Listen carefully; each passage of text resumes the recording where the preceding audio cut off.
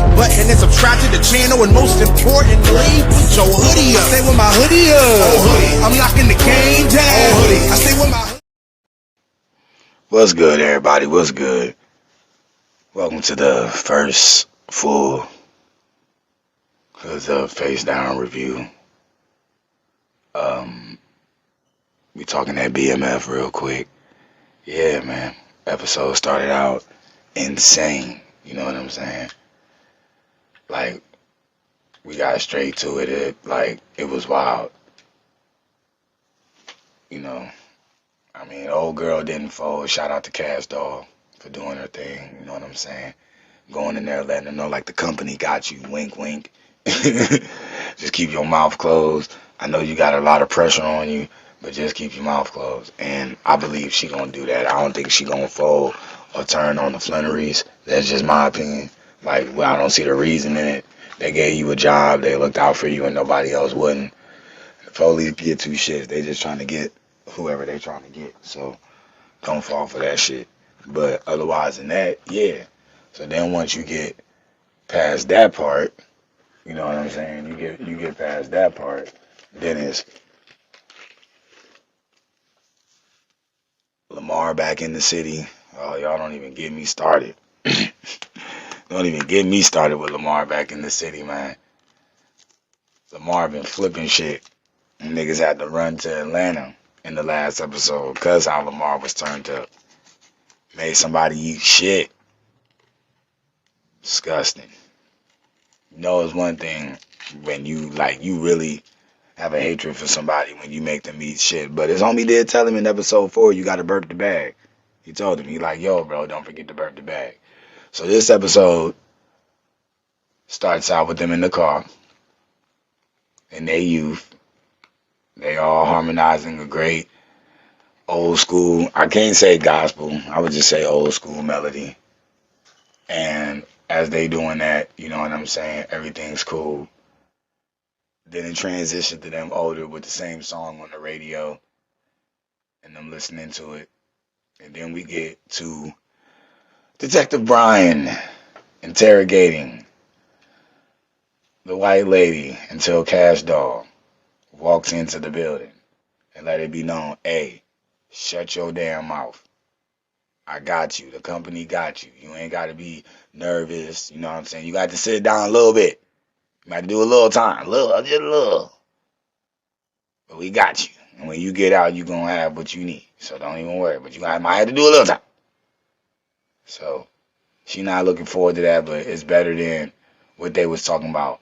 Oh, yes, and I can't forget that in the last episode, K9 informed me that you might have family that claim that they really got when they didn't. They just want to be the man like you and don't know how to go about it.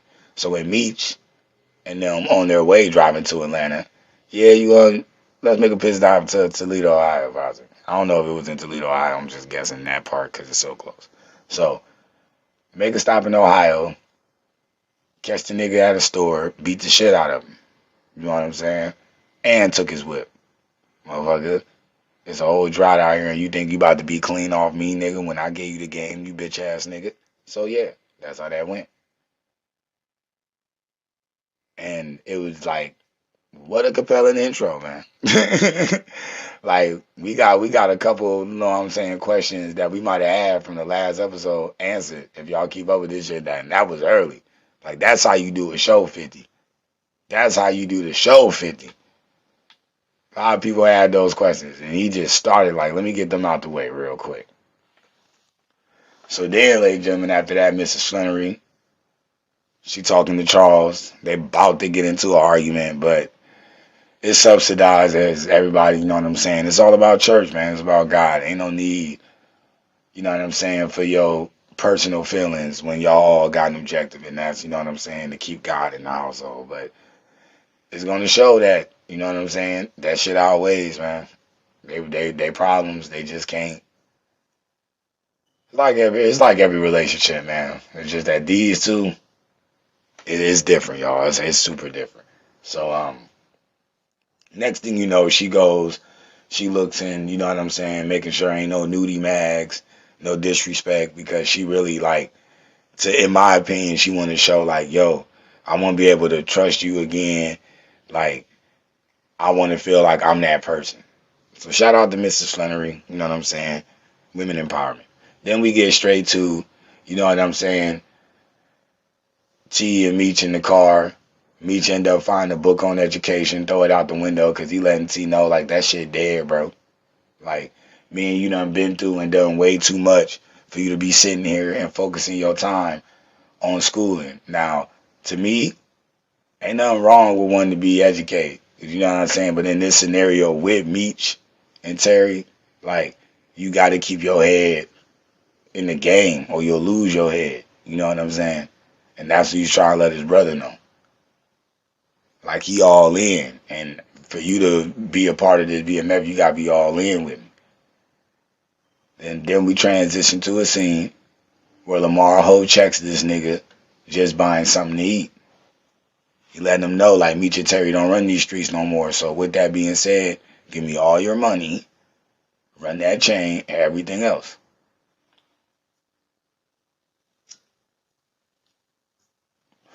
Hey, this about to get crazy. Because even with all that power, the nigga still want one thing. It's really like a Batman and Joker with him and Meech. Like, he just want to get rid of Meech. He run the whole city right now, like, for that day. Cause, I mean, eventually they got to come back, so, you know. And then we transition to me sitting down with the guy a couple episodes ago when they was in Vegas and he had to wrap the bricks around to get past the dogs. They're talking to him, but what they don't understand is, you know what I'm saying, you got to take a risk, but he don't got no good intentions for y'all. Y'all in a foreign land. And the fact that y'all in a foreign land, he got to look out for him and his own homies. You don't expect the unexpected is what I got from this, you know what I'm saying, scene. Like, you might think, oh yeah, because I looked out for you that one time in Vegas, but that was that one time in Vegas, my nigga. And T kind of ordered it to see. T like, man, what the fuck? Like T kind of had a feeling that the nigga was sketchy, but Meech, you know what I'm saying? Meech is always, you know what I'm saying, on his business. T problem is gambling though, and you can see that early. Like gambling to me might, you know what I'm saying, be very detrimental to him later in the seasons. Then we get a transition from Charles. And he looking at his wife. And then we also got the other queen. Y'all know the queen, the one that's always in church. And she be looking at him and asking him to hear the music and all that. She really don't like Charles, but y'all know how women is, man. They feel like the nigga object, man. They got their guard up. So Miss Flannery just instantly just gave him a kiss, look back and got her guard up. Like, yo, I see that these hoes want you. I need to be on my shit. So then we transition to the strip club. We in the strip club. We in the strip club. ATL, Magic City in the strip club. Hoes, they be throwing ass everywhere in the strip club. There's nowhere else you would rather be. You and me in the strip club. So Meech and T, they in the strip club with the homie that Meech met from Vegas. And he told them to wait there a moment, you know what I'm saying, while he go set up the game plan with Goldie, a.k.a. Monique. And Meech and T, they, you know what I'm saying, going back and forth, talking about, like, what they've been going through, why they've been in the D separated. And then Meech ended up finding out that T dude got a, like, super, like, big, like, he got a love interest. He in love with somebody. And I think Meech kind of got an idea of who it is, but he know it's not going to end well when it comes to their business. But, yeah. So that to me is like the most you might get out that scene. There might be some other gems that drop, but that's the part that like stood out to me. Like, you know what I'm saying? Because they haven't been around each other, so there's really no point in T being like, hey, yo, my nigga, you know I'm fucking Marquisha. Like, they brothers, but they ain't gonna spill the beans, nigga. Like, some shit you gotta keep to yourself. You know? That's the problem with people. Everybody wanna talk all the damn time. You ain't gotta talk. Sometimes keep some shit to yourself. But if you catch on, you catch on. Can't get mad, motherfucker, catch on, nigga. Like, shit, you shouldn't have been that lackadaisical with what the fuck you was doing. So now, the dude that they met from Vegas, he gets the okay. They go to the back room, meets Goldie, and Goldie's interacting with a client. Well, I wouldn't say a client, but a regular. And he letting her know, like, I don't give a fuck. He intoxicated. Like, I'm not about to back down to no bitch. Give a fuck about you, bitch. Or where you stand at, bitch. So, boom, she hit him with the bottle. Tell security, come get this whole ass nigga the fuck up out of here. So, as you know, like, yeah, she that nigga at ATL, as you can tell. Like, they know better than to play with her.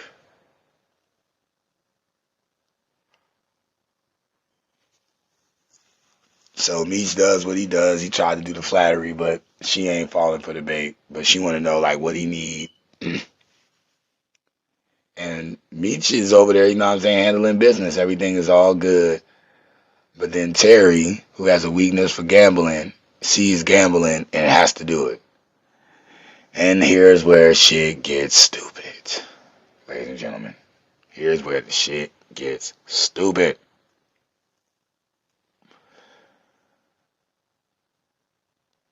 Because he fell right into it. Because if you remember, I don't think I told y'all, but T was talking to that nigga where they was sitting down. He was like, yo, where the gambling spots at? Where can I shoot dice at?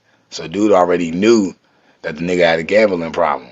So he like, bet, we gonna do that. Then they left the trick dice, which they didn't notice. Dude ended up putting down the trick dice and then let him, and then they, you know what I'm saying, shoot.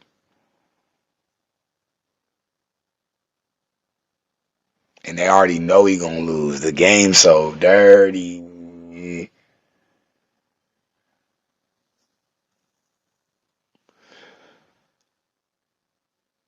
Now Meech is, you know what I'm saying, Skull and Terry, like, what the fuck, nigga? Why would you know what I'm saying? And they're going back and forth with each other because they don't understand right now that they just got finessed. Like, they're in the, like, heat of the moment. Like, my nigga, we just got. And they don't know that they got yet. So they just going back and forth like, man, what the fuck, nigga? And Meech like, nigga, the fuck? Like, they just sick right now.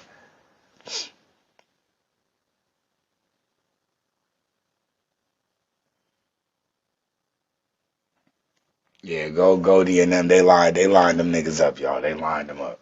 So then we transition into Charles is at the next door neighbor's house. If y'all been watching, y'all know her name. Don't ask me to say names because I don't give a shit. I don't even talk about the main characters that I see. But you got a thick black woman over there, and she, you know what I'm saying, she trying her hardest. Like, yo, Charles, I'm throwing it at you, Charles. Catch it, Charles. Catch it. I'm throwing it at you. Come to the dance, Charles. You'll enjoy yourself. Promise. I'm going to get you drunk. Things gonna happen later in the motherfucking show. But Charles throwing it. And Charles like, man, she is throwing that ass at me, but I can't afford to catch it because I'm a married man. Like, and she know that. Like, she know that. She know right now I'm confused about in the direction that my marriage is going. And she taking advantage of that. Over here trying to put that caboose on me. Trying to dance. Trying to finesse me.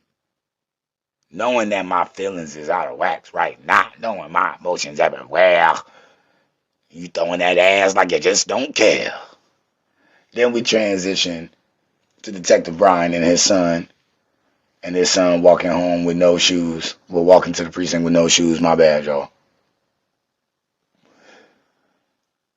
His dad is upset. Like, man, what the fuck, bro? You gotta learn to defend yourself. Like, why you ain't out here swinging on these niggas, nigga? Nigga, I'm cut like that. Nigga, I'd have beat them niggas up back in my day. Nigga, when I was your age, I would have mopped them niggas. And his son like, yo, I'm not you, my nigga. I'm not you, nigga. I'm a nerd, nigga. And I'm proud of it, nigga. I'm not no karate kick-ass nigga. I'm a cool collective nigga. You not gonna get me to do anything. I'm sorry, Dad. And as a father, that shit'll break you, because it's like, man, I just don't want my son getting picked on, dog. It's not that I want you to be the next me. I just don't want you getting picked on, man. It was to me, it was a compelling scene, man, especially if you're a parent. I don't think no parent want to have that talk with their child about their child getting bullied. And Detective Brian had to have that conversation. Man.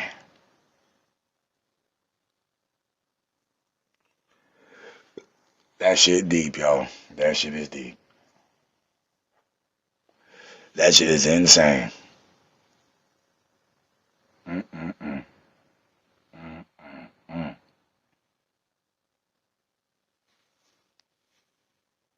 So then we transition to Lamar. If y'all remember in season 1, Lamar used to go to that one restaurant. That's when he slammed the dude, Jeremy.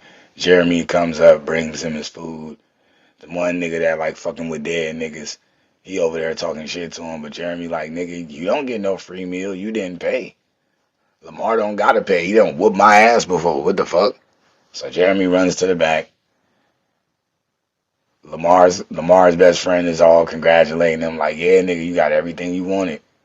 You know what I'm saying? You getting free meals. You run the city. You can do whatever you want. And Lamar letting him know like, all this is good and all, but ain't no point in being the king if I don't got my queen. And I miss my motherfucking family. He missed Zoe. And he missed old girl. But then they had one of the runner boys out there, you know what I'm saying, making money. And Lamar taxing niggas. Like anybody who out there making any bread, he like severely taxing niggas. Like I'm talking like 80% tax, nigga. So if you out there moving anything, nigga, don't let Lamar be around you. You gonna run that shit. And that's just crazy. All your hard work got to go straight in this nigga pocket. What a tough time in Detroit. What a tough time. Nigga done sat out there and made probably like $300 on a slow night. Lamar come see you. Hey, my nigga, run that. You gotta get this nigga $280. You stuck with 20 because you scared for your life. And then we transition to Meech and Terry. Meech letting Terry know, like, bro, God got a plan for us. Don't worry. We're going to figure this out. Terry starting to lose faith and gain faith. Like, you know what I'm saying? Right now, Terry's in a mental purgatory. He don't know how to feel. He don't know if up is up or down is down. So Meech trying to, like, get a nigga clarity. Like, bro, we got it. You worry too much. Relax. It's nothing. You know what I'm saying? And I understand how T feel because everything for T has been just fucked up lately. Like, from him telling the bitch to move the brakes, from them having to leave Detroit, to now you down here getting set up while gambling. You just feel like the world is against you right now. So I can see why T mind is like, damn. But you gotta remember, nigga, as long as you got your family, anything is possible, my nigga. And that's what Me's trying to show him. Like, you ain't alone in this. So the fact you're not alone in this, don't think I don't got a way out of this. Then we transition to Detective Brian going to the school with his son. Now, for a lot of y'all who might not understand this, as a youth, that situation is very difficult because I can look at it from both. I can look at it from both sides. From the kid point of view, you know what I'm saying? You might only make it worse. You might only make it worse because now the bully sees that your dad is putting you in a compromised position to be a snitch because you're getting attacked. You know what I'm saying? And you don't want to be looked at as a snitch. Your dad don't care about that because he police. You know what I'm saying? So your father give two shits. Like, let them know what the fuck happened. But in his mind, it's like, dude, they took my shoes. If I tell on them, the ass whoopings that I'm receiving could get 10 times worse. So he's super nervous. He don't want to say nothing. But in the father's point of view, it's like, bro, I don't give a fuck with them nigga. Let it be known, bro. I'm trying to protect you. Shit could get 10 times worse, and I want to make sure that I'm there. If I was able to, like, bro, like, it is really, like, to me, man, like, Detective Brian, like, he kind of, like, stole the show this episode to me. Like, all his scenes to me were compelling. So shout out to Detective Brian, or the actor that played Detective Brian. But let's get to it, man. Y'all know how it is. It's just crazy.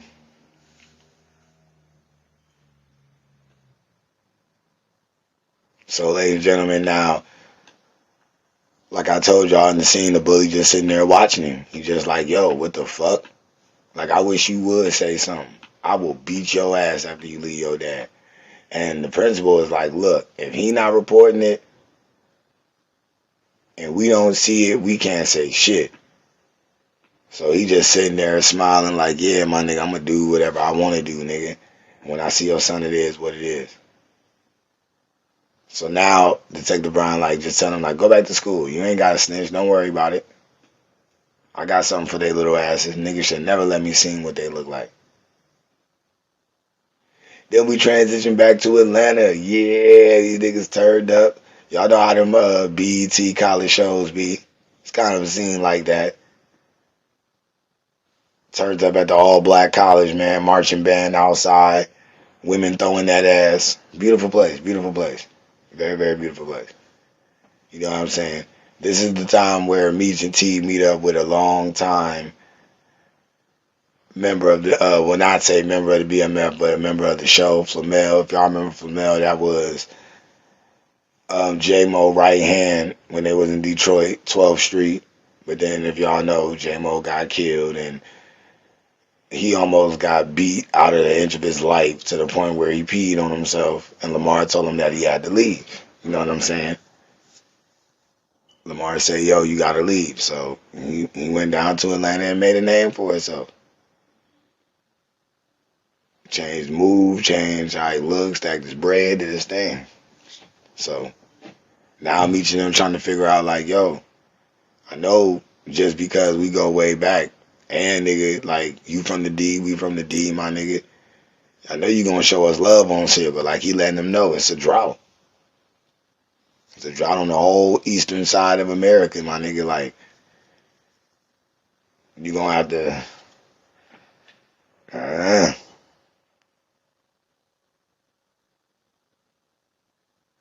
now Meech gets on the phone with his baby mama, the one that Lamar loved, and she letting him know like, oh girl, she ain't gonna snitch, but if she does, you know what I'm saying, I don't see it happening. Everybody at the precinct mad, because that's what it transition to next. Everybody at precinct salty.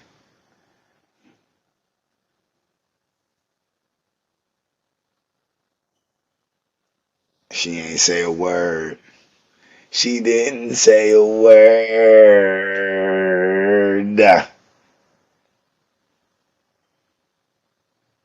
She didn't say a motherfucking word.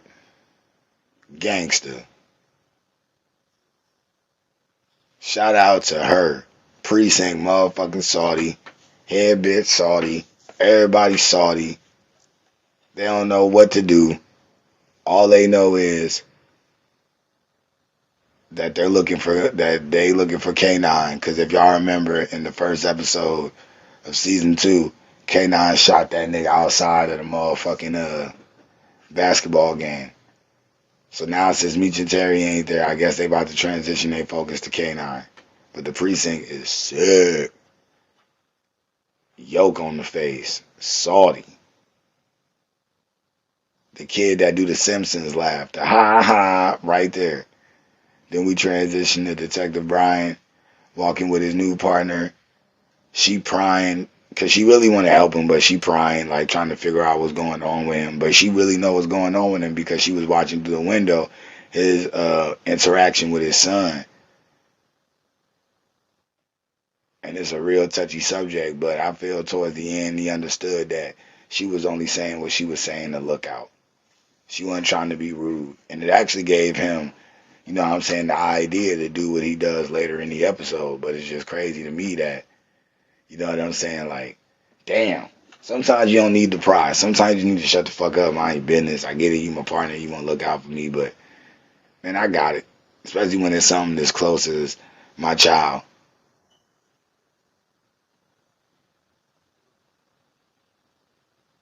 You know, like, but that's just me, though. That's just me. So, as they sitting there talking, Detective Brian's contemplating, like, how should I go about this? Because I get what the bitch saying about her story is sad, because she explaining what made her be a cop. You know what I'm saying? One of her homegirls was getting abused, And a whole bunch of witnesses seen it and nobody did nothing. And she said that inspired her to be a cop because nobody showed love to her people. And shout out to all my Oriental fans. Because that's what she's speaking about. She's speaking about how the Asian demographic was not getting love like they should. And it's hard to disagree. So then we get a scene where Lamar goes to see his ex, and she answered the door with a gun. And he like, man, come on, man. I love you. You know I didn't mean to beat you in front of Zoe. I miss Zoe. I need her back. I need you back. He pleading his heart out to her, bro. You know what I'm saying? He's showing her, you know what I'm saying? I gotta live my life in a colostomy bag. Like, you know what I'm saying? She don't give a fuck because what he did to her. Like, she might come around to get her heart, but you know what I'm saying? Right now, she like, nah, because what you did to me. But I already know what Lamar gonna do to get her back. And this is just a theory, y'all. But I believe since he's the one that got her messing with the nose candy, he gonna come back around with the nose candy and get her so strung out on the nose candy that she might end up losing everything and not even know that she gonna lose everything. That's just a theory, y'all.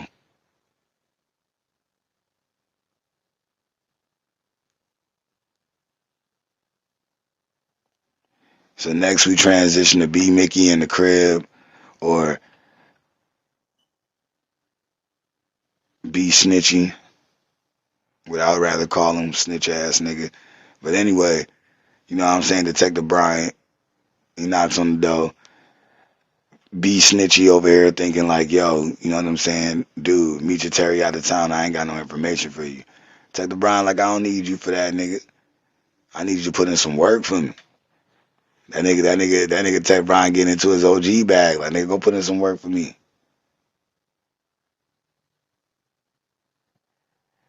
So now Meech and Terry, they go to kick it at Flamel's crib, realizing like this nigga living large and in charge. Nice ass crib.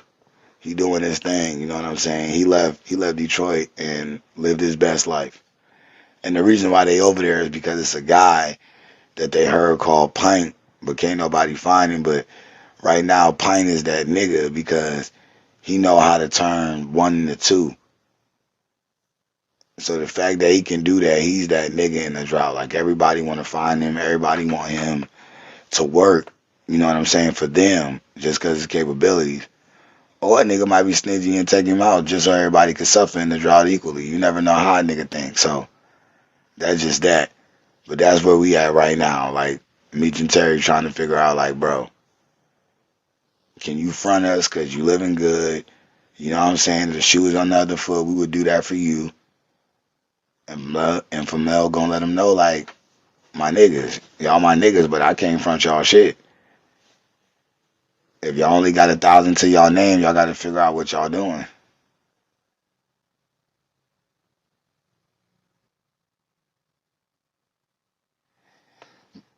And what a lot of people don't know nor understand is that Flamel is hiding the nigga Pint in the crib, what I was telling y'all earlier. The nigga is highly valuable, especially in a drought. Especially in a drought. And Meech and Terry ain't stupid. Especially Meech. Meech caught on that he was Pint when they first got there. I don't know if Terry did. I can't cap. I don't know if Terry did, but it's interesting dialogue, y'all. And then Brody letting them know, like, yo, there's nothing I can do for y'all, man. If y'all got 1,000, y'all got to figure out a way to get the money that y'all can get for me to get y'all the bricks that y'all need.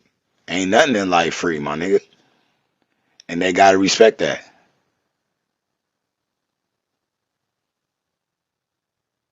Meech and Terry got to respect that, man. Ain't nothing in life free. Not in this game. So then we transition over to Mr. Flannery. And guess what he does? He goes to the party. She knew he was gonna go to the party, man. And then he was like, yo, you know what I'm saying? I had to blow off some steam, man. I've been heated all day. I haven't got my rocks off in a minute. Let me turn up with y'all. Saw everybody over there. He turning up to the music. She turning up. She grabbed his hands, put it on the thigh. My nigga trying his best to like be Casanova. Like, man, I ain't trying to get close, man. But she keep throwing that thing at me, man. Like, oh my God. Then she walks up, give him the wine like he tell her, yo, I don't drink. I don't need this. She like, come on, man. What is one drink gonna do? Like, you at a party, you enjoying yourself, you having fun, unwind. So for him not to feel like a lame, he gonna drink it. And then the light skinned girl out of nowhere, she goes, rubs his back and then squeezing.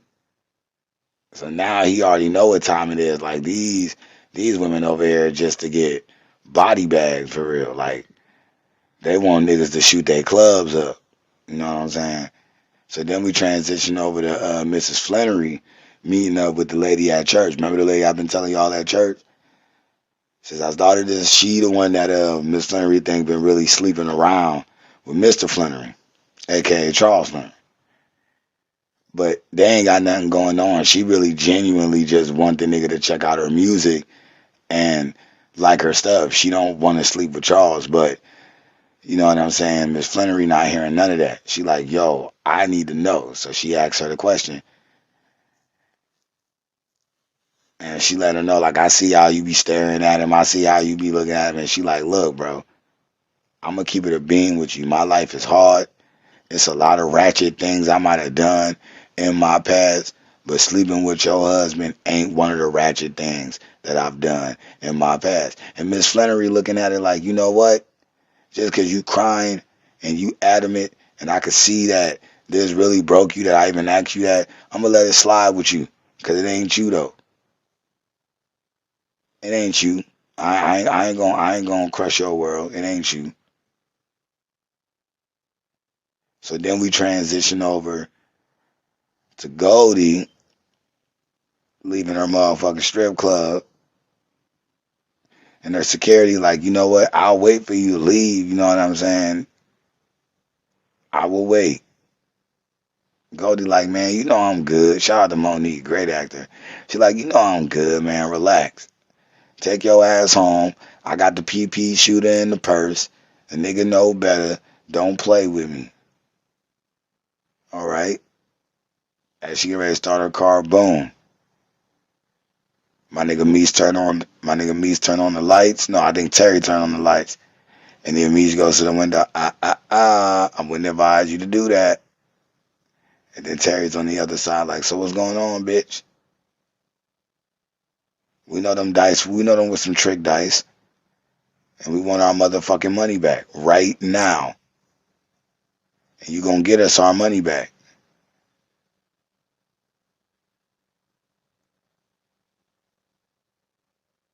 You gonna get us our motherfucking money back. And the cool part about it is,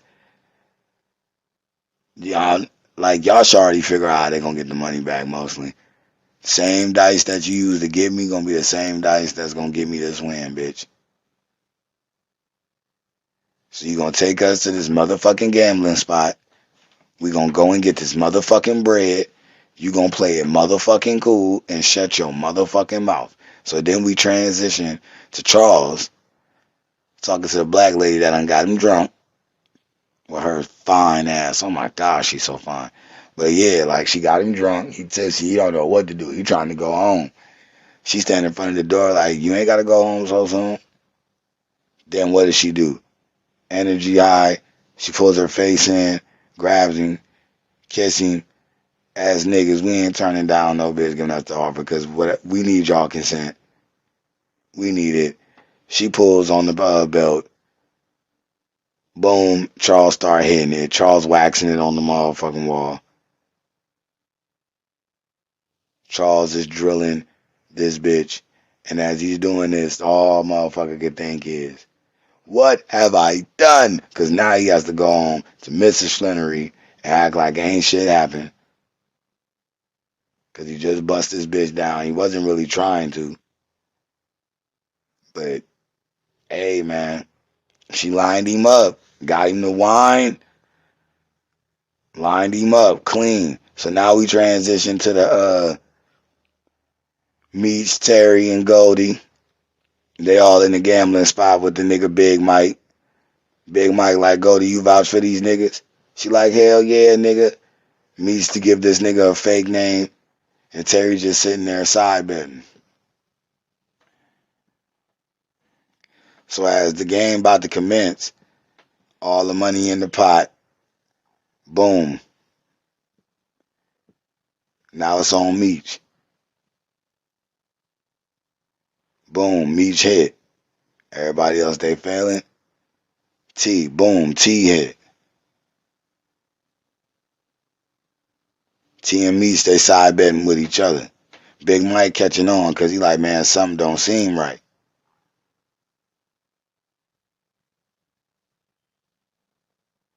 Next thing you know, Meech throws in like, yo, I'm side betting too.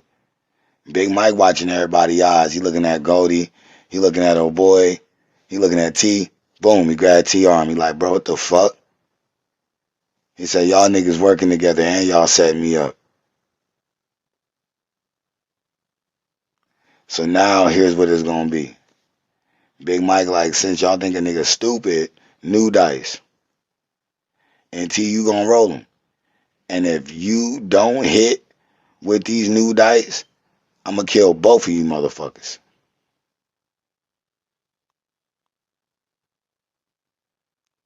Let's go.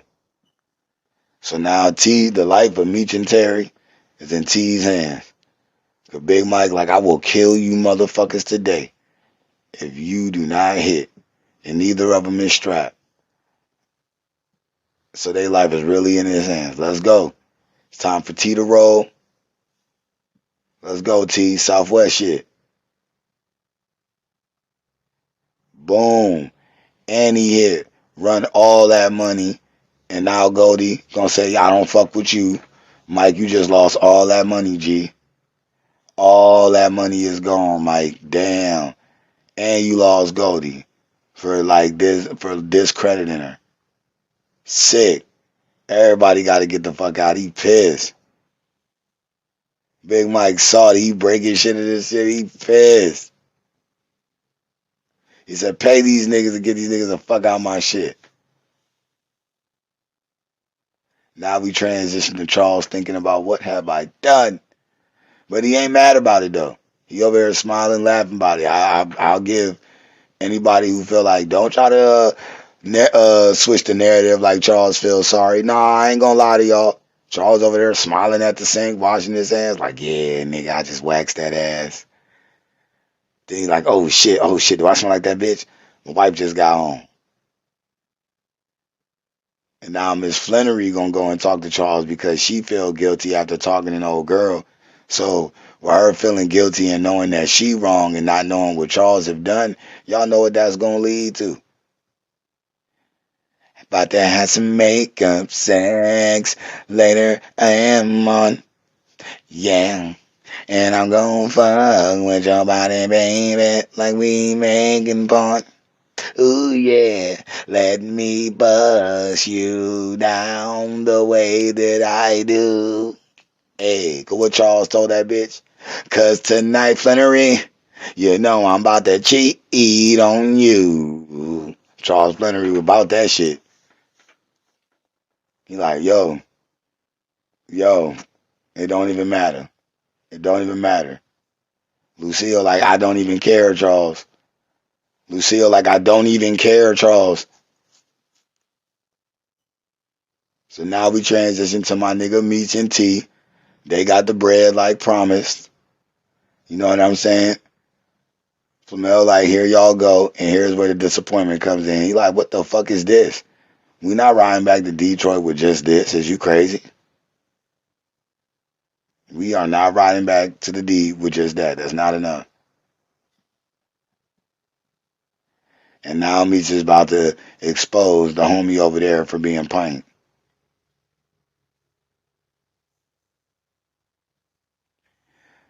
Yep, and now T go ahead and expose it. Like, nigga, you don't think we know you pint, Mister? You could turn one into two. Yeah, and if you want us to keep your secret and not let everybody know that you over here at this motherfucking house, my nigga, because we ain't no snitch. We don't care that you over here hiding, but you gon' double it up, double or double or double double or double or nothing, double or double or nothing. But then here's why Terry salty, because guess what Terry got to do?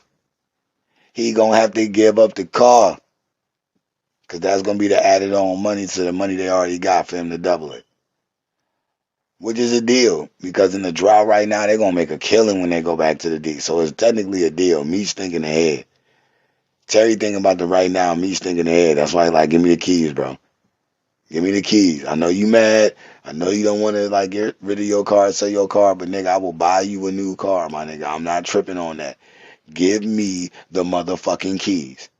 And hurry up, nigga. Trust your brother, nigga. Hurry up. Give me the keys. So now, Flamel letting Pine know it's all good. You about to get the whip. Don't worry. You about to get the whip, my G. Terry like, you the devil, my nigga. You the motherfucking devil. Then we transition to Charles, who just hit the Outcast. Ain't nobody dope as me. I'm just so fresh. So, and Lucille right there in the room waiting. She right there in the room waiting. She like, Charles, I've been so wrong, Charles. You're not a cheater, Charles. I was thinking this whole time you wasn't the nigga I thought you could be, Charles. And you know what? Since you proved me wrong, we gonna get it on. And Charles like, shit, I just got me some pussy for real, but since you my wife, I'ma entertain this. I'ma entertain this. I'ma entertain this. But then like my homie Face Down said, shout out to Face Down, like she was telling me earlier, he could have busted in the other bitch. Said the other bitch pregnant. Welcome to the family. Yeah. Welcome to the family, yo. Because it'll be like that.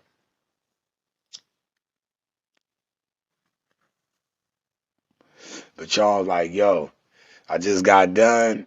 I'm going to sleep, son. I'm going to sleep. I'm asleep. And she like, yeah, but that nigga, bro, all that guilt. Y'all, I hope y'all don't think us niggas don't feel guilt, man. Yeah, that nigga like, he looking over like, what have I done? Now we transition to Pike showing T how to double. Because now they didn't just pay for the additional bricks, but also to learn the schooling from Pint to how to like double their shit. So they really about to eat. From nobody else know this. At this point in time, nobody else is doing what Pint is doing. So it's like, yo, this shit gonna hit. And Meech explained it to T like, bruh, this is what, if you talk about education and schooling, nigga, learn to do this, nigga.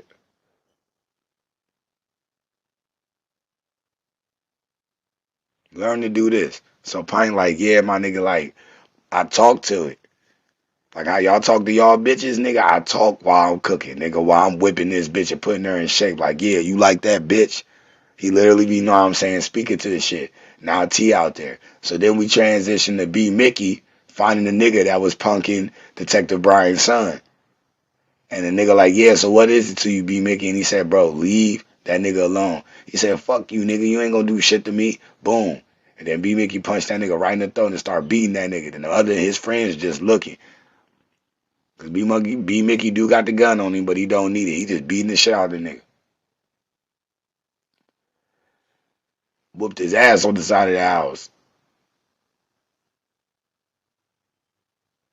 So now we transition back to Flamel and Pine playing the game, and he letting him know, like, nigga, if you keep whooping me in this game, you got to find another place to stay.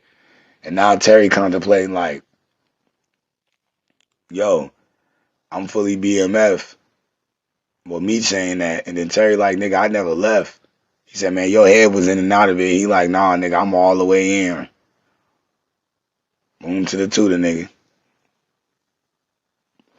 They all the way in, nigga. See, like, I was doing the car service shit, but I realized, nigga, they ain't who I am. They ain't who I am. Like, it could be a part of our hustle, but deep on the inside, nigga, I'm a drug dealer at heart, nigga. I like flipping. I like making way. I like having my own. I like being my own boss. So then we transition to Mrs. Flannery in the house. Her daughter is upstairs, but she don't hear her. And she leaves the knife on the table. Because she usually would have had it in her pocket. When she goes to answer the door, it's somebody she did not expect. Lamar the Beast Silas. Lamar comes to the door. He has a gun in his back pocket. He's ready to blow her muffin cap back blue. She understands that. And the first thing she says to him before they get ready to die, well, not them, because, you know what I'm saying, she gonna die. Mama French, y'all. And she don't got a knife on her. Because she want to stab him, but she can't. She digging in her pocket like, oh my God, I don't got my knife. So what she does is grab Lamar's hand and they pray together. Her daughter come downstairs and realize it's the man from the mall. So she got to get the phone and call Terry and Meech and let them know to hurry up and get there. Meech and Terry got enough bricks. They ready to head back home, but don't understand what's going on. Not yet. And here's where the scene transitioned to Meech and Terry talking. And Terry's about to get the call.